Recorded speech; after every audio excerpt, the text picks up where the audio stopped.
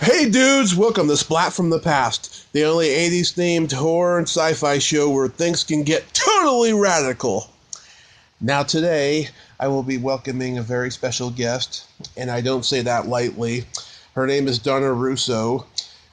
She is a friend of frequent guest Peggy Lane O'Rourke, and they do a web series together called Donna On the Go, and I'm having her on the show today to talk about that and to talk about her battle with muscular dystrophy and her early years as a dancer and everything that has led up to her present.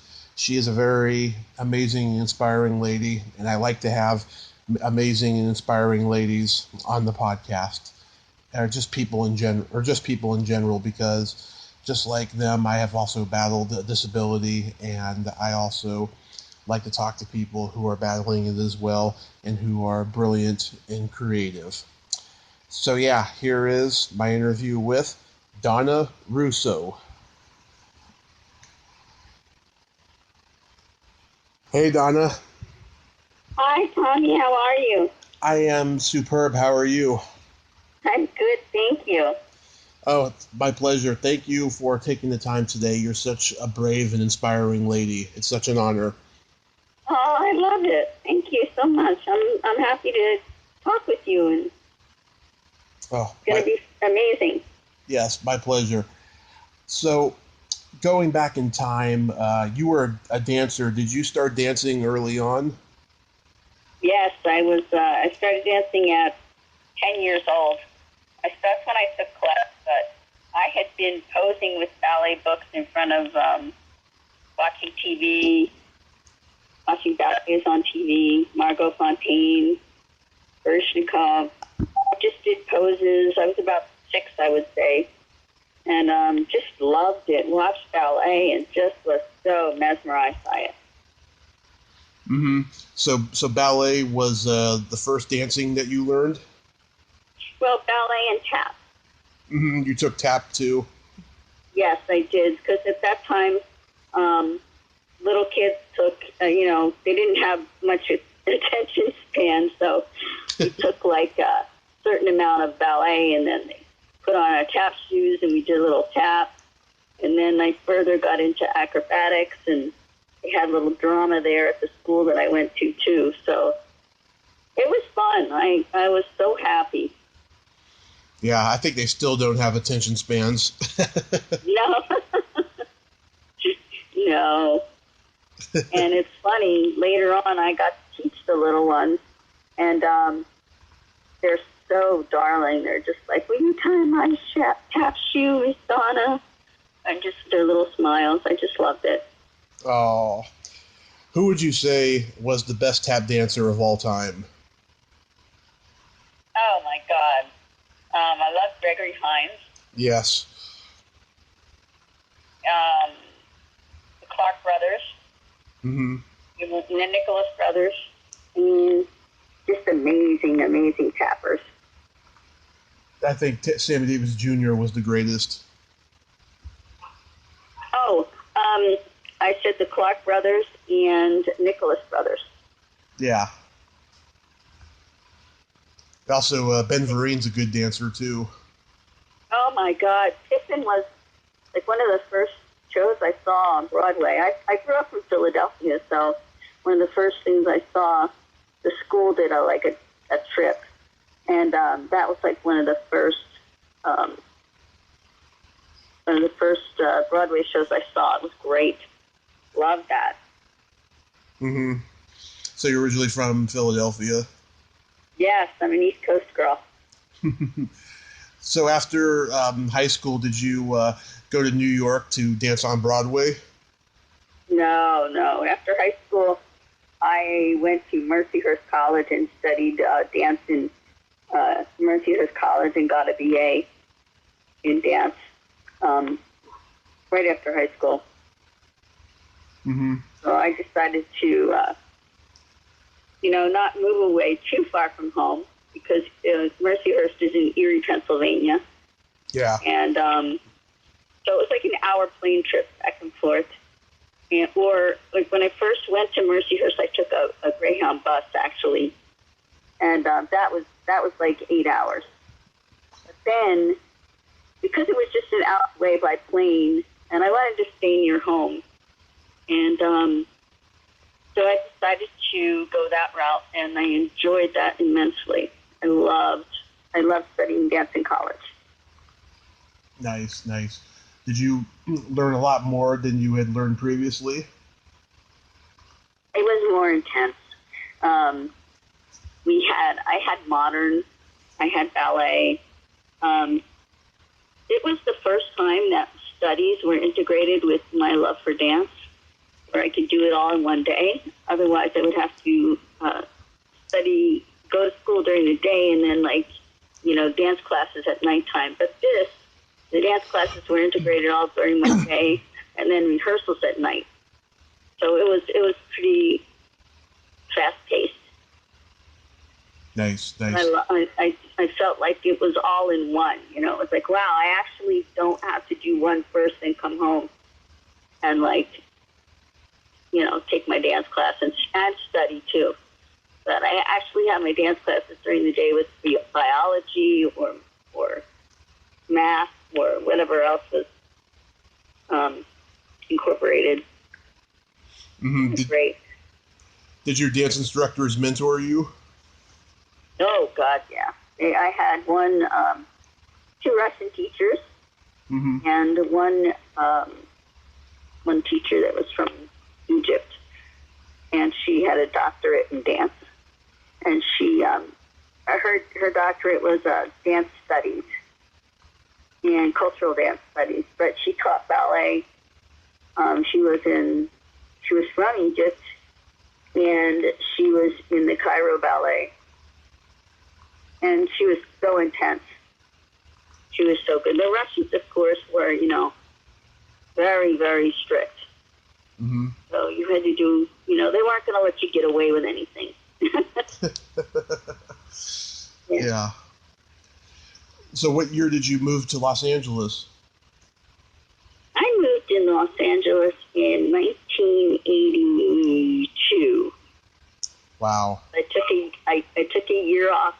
I took a year teaching dance in Philadelphia to explore, because I didn't know whether I wanted to do dance therapy so I tried a little hospital work with dance therapy, because I had a course in college, mm-hmm. and there was nothing that could take my mind away from performing. So it was like, no, I want to perform. So I taught dance in Philadelphia. I learned how to teach aerobics from my sister, Marie, who had a job out here already teaching aerobics, and she was already, involved with a studio, and she taught me. So I taught dance in Philadelphia and aerobics, and then because I knew she was out here, she was like, you got to get out here. There's a guy here. His name is Russell Clark, and he's from Philadelphia, and he's an awesome dancer, and they have all the best dancers out here. So I said to my mom, I'll come out and try it out. And then I ended up staying. I loved it so much. Yeah, that was a magical time of Hollywood, too. I remember going out there in 1990 when I was only 6, and I remember how old Hollywood, the Walk of Fame, used to be. And then when I came back out 3 years ago, I just couldn't believe how much it changed. It's like, I don't remember that Hard Rock Cafe being across the street. Oh, wow. Yeah. Yeah. It's really, things change, and you go to Hollywood, and you're like, oh, my God, everything's different from when I first came out here. Yeah. In my hometown of San Mateo, California, everything is completely changed. Everything's becoming housing. All the businesses I grew up going to. It's really sad. Oh. Yeah. So they're building housing now, huh? Yeah, unaffordable housing for all the tech people. Oh, wow. Yeah, it's really, really sad. Oh, no. It's really sad. So did you do any dance instructing of your own in the early years? of Hollywood? Oh, yeah. I taught at a place they called Morolanda Studios for a while. Mm-hmm. And I taught adults and kids. And I got a job when I got out here. And I got a job at this studio my sister was teaching at. So I was teaching dance and aerobics there as well. And God, I can't, what's wrong with me this morning? I need coffee. I didn't have my coffee, Tommy. I taught in a place called Great Shape as well. It was in Santa Monica. I was busy. Mm-hmm. I was reading that in 2000, on IMDb, in 2000 you were a dancer for Blink-182 at the MTV Music Awards. Yes. Oh my God, I will never forget that. That was so much fun. That was in New York, and it was at Radio City Music Hall. And they were so fun. Oh my God, they were a blast. And there was a bunch of little people. There was a bunch of us. Mm-hmm. And we danced to Small Things. And we came out, we danced in the audience. We did a kick line like the Rockettes on stage with them, mm-hmm. playing. And wow. I'll never forget, I was in front of Travis, the drummer. Mm-hmm. And he was just so, I just remember his vibe and his playing the drums, and he was just so awesome. Yeah, they're all cute guys. Mm-hmm. He's cool. And this was I think he got in an accident afterward, a really bad accident, but I think he's okay now. But he was awesome. I just remember that as being one of the highlights of, mm-hmm. my life, what I did, so far, whatever. Was that your first time on TV in front of millions of people?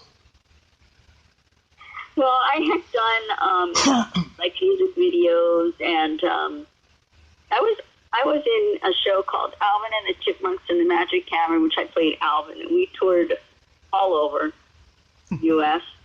and a lot of audiences there. We did 179 shows, and I did a music video with Oingo Boingo. Oh, and yeah, I'm a big Oingo Boingo fan. Which video?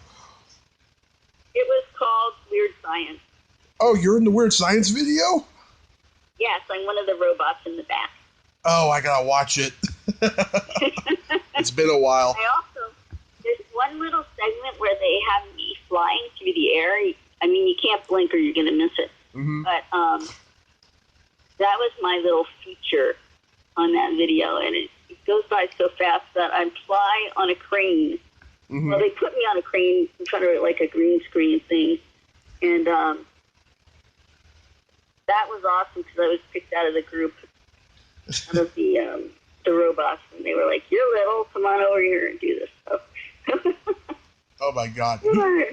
Who directed that video?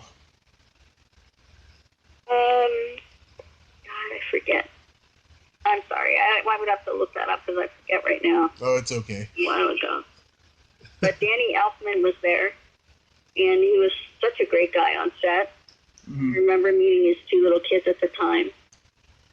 And I thought, wow, what a family. He's such a nice guy, and this is so cool.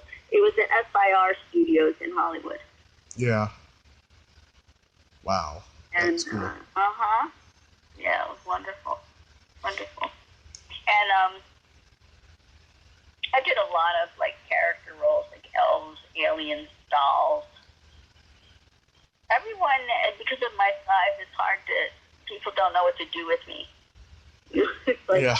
Oh, okay, she's okay, we'll make her the lead baby monster in the ballet Firebird. And we'll have her be, we'll have the guy above his head, and that's what we'll do with her. Once they find out, like, because I'm not the height as everyone else in the company, and so they go, like, okay, well, what can we do with her? Okay, she'll come in late, and we'll make it like a comedy sketch. Yeah, that's right. She'll come in late, and then she'll join in the routine, and it'll be like a funny bit. Yeah, that's what we'll do with her. So, yeah, you got to kind of have a creative mind. That's why I'm so appreciative of Peggy and Donna On the Go, because she's got such a creative mind, and she thought of this show, and she thought of how to work me in, and she saw something good in it, and something funny, and something that can have a message. Yeah, I just adore Peggy. Me too. Fantastic person. Yes, she is. And you were a dancer in Austin Powers and Goldmember? Yes. Yeah. And that was with a woman, the choreographer, Marguerite Derricks. And she does, right now she's doing Miss Maisel. Mm-hmm. Miss Maisel. And she's got a great, she's wonderful. She's wonderful with her, how she fits things in with the music, and she makes production scenes look really seamless and come together very nicely. She's one of the, she's a really big choreographer right now. So I was really happy I got the chance to work with her. Mm-hmm. Yeah. I'm hoping there's going to be more Austin Powers movies. I missed those. Oh, he's a riot. He's so funny. Mm-hmm. It's hilarious. And yeah, he was so nice on set too. Actually, he did. A lot of people don't take the time to say hello. Mm-hmm. On set they don't have time sometimes. But he came over. I actually, and he said hi, and yeah, that makes you feel good when they take the time out. Yeah, that's really, really cool. Mm-hmm. You played an Oompa Loompa, an epic movie? Yes, my God, you're wonderful when you know all these things. Oh, thank you. Yeah, and that was great. I had my hair sticking up straight in it, like they put it in a ponytail, but they put some, I don't know, like, I guess hairspray or something that made it go straight up. Mm-hmm. So that was funny. And I actually got to do, when they had the 30th anniversary of Willy Wonka. Yeah. We did a live recreation of Oompa Loompa for the director. Mm-hmm. In order to celebrate the 30th anniversary, and he was there, and that was fun. That was actually a live stage show for them. Yeah, I've never seen it, but I heard it's on those lists of like the worst movies of all time. Yeah, it was fun. It was anything that I can play that's different is where I can be something else for 2 hours or a day or a couple days or however. It just I enjoy it. Mm-hmm. Yeah. To see. It's a gift. It really is. Mm-hmm. To make a movie, it's a gift, and some people I've interviewed have taken it for granted, but it's a gift. Yeah. I don't take anything for granted, especially with the disability that I have now. You don't, like I went through my life in college and everything, dancing, doing leaps, jumps, major things, and then to have that taken away slowly is really something else. It opens your eyes. And then I still had the passion to dance. So I kept continuing with what I could do. And then, of course, somehow the universe introduced Peggy and I together, and she he introduced this new way of my creativity coming out. Yeah. So when did you find out that you had muscular dystrophy? That was later on in life. When I was little, I couldn't whistle, and I didn't have any idea what that was about. But I played a doll in a play, and they said, "Well, Donna, you're going to whistle here at this section." And I went home to my father, and I said, "I can't do this. Why can't I whistle?" And we kept practicing and practicing, and I just couldn't do it. Little did I know that has something to do with FSH, muscular dystrophy, where your muscles in your face are affected. And so I just thought, I can't whistle. So I ended up humming the part of that in the play. And then later on, it comes about slowly. And you can't lift your arm, and then you can't lift. Then a year maybe go by, your other arm is getting tired, and you're thinking, what's that from? It started, I was going to the gym, and I think I overexerted myself. I did too many arm exercises, and I came home a few days, and I'm like, wow, this is really exhausting. I can't raise my arm too much. And come to find out that's, if you overexert too much, then sometimes that triggers. Yeah. Yeah. So is it genetic? Does anybody else in your family have it? We're all affected by it. My mom, if we don't have it, we're affected by it. So, yeah, my mom had some of it, and but I mean, the thing is that you have to go on and try to persevere and try to continue as much as you can. I try to continue as much as I can, and just keep going. I felt this passion to still dance and still do things with movement, and I've always acted. I've always loved to act. So so glad that it took took Donna On the Go in this avenue to continue. I have a wonderful choreographer.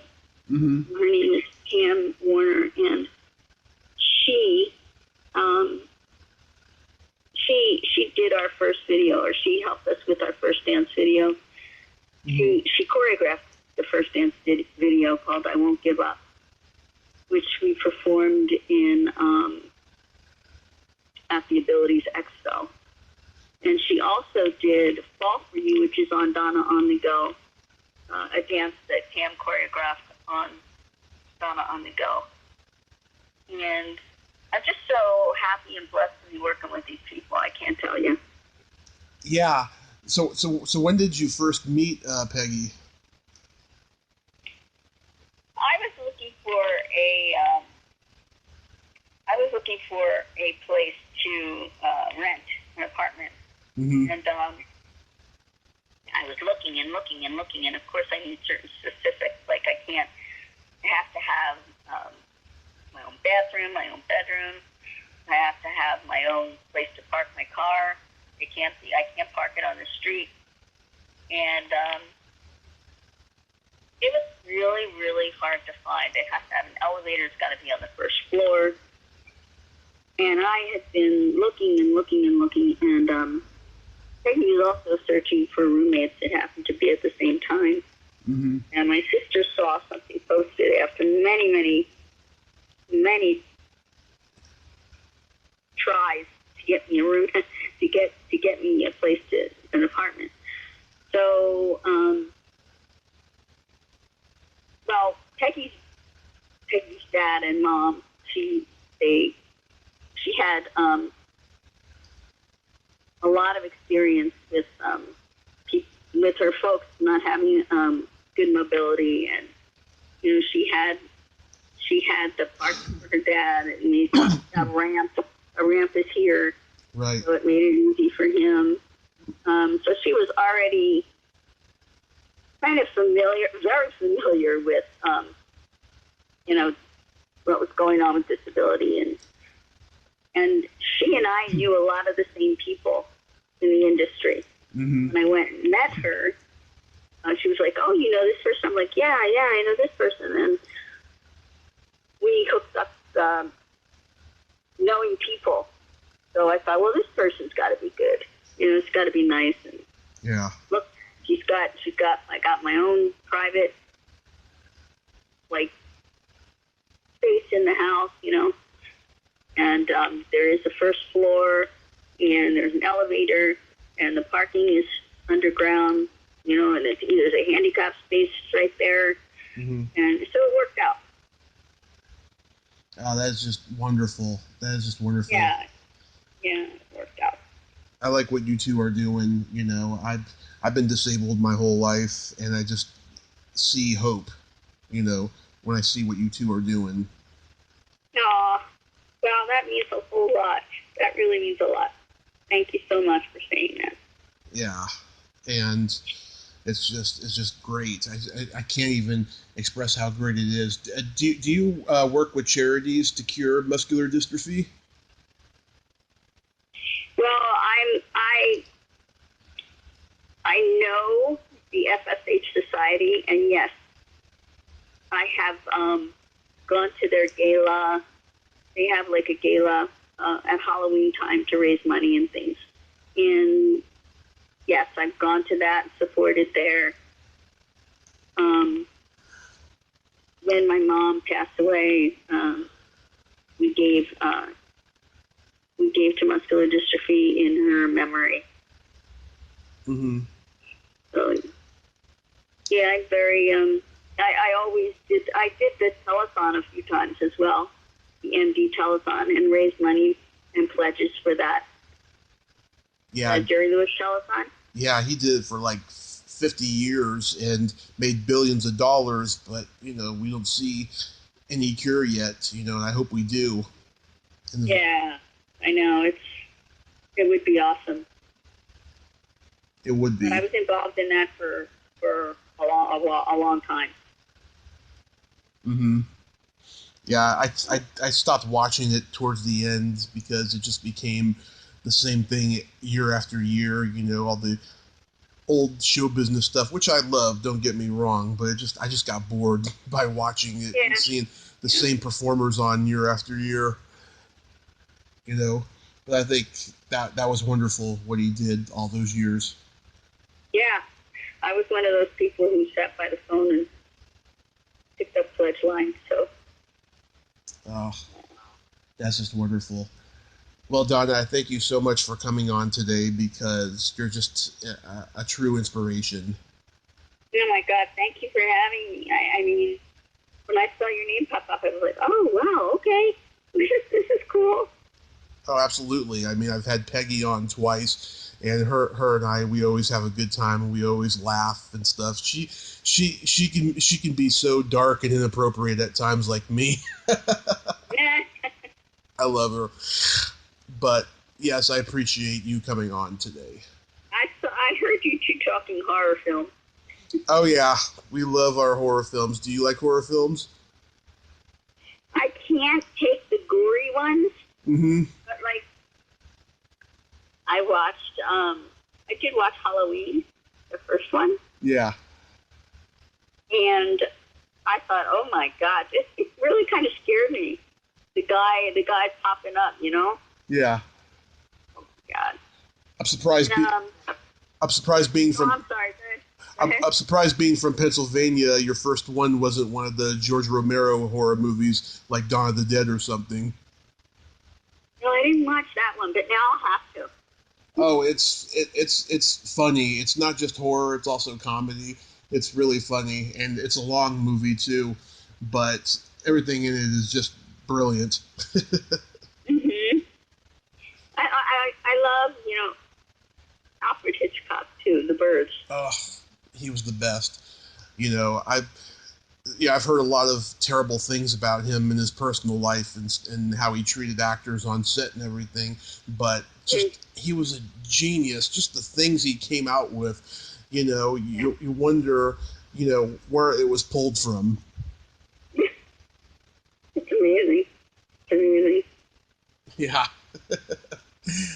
It's fun. But thank you so much for coming on today, Donna. Oh, thank you. This was a pleasure. Oh, your pleasure is my pleasure. You have yourself a great day. You too. Okay, thank you. All right. Bye-bye. Bye-bye. Well, there you have it. Donna Russo. Ain't she a sweetheart? Yes, she is, and just a true inspiration. There needs to be more inspiring people out there like Donna, and there is. And they need to be seen and heard. If you like this video, everyone, please subscribe to my YouTube channel. Add me as a friend on Facebook. Join my Tommy Kovac comedian page on Facebook. Follow me on Twitter and Instagram and all that fun stuff. Well, that's all the time we have this week on Splat from the Past. Until next time, this is Tommy Throwback Kovac saying, there's no shame in living in the past, because the present sucks. Later, dudes.